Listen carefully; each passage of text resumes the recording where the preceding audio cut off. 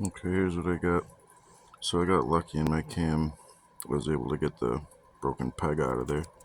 I just shot it with some brake cleaner and back flushed it out. So I have this peg here. I had to sand down a little bit with some 220. It's like 3.95 mil.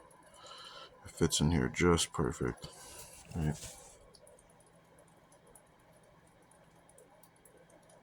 It's actually pretty dang tight. So I got that. And then I was able to drill up my gear.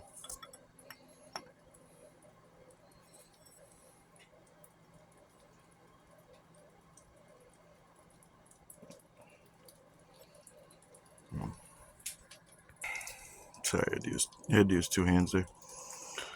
Okay, so I got my peg, my gear in the cam. And once it's in there,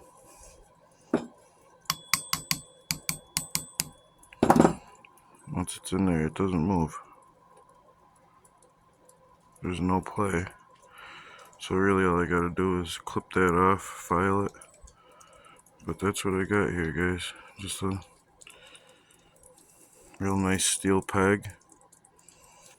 You know, should be indexed and should go off without a hitch.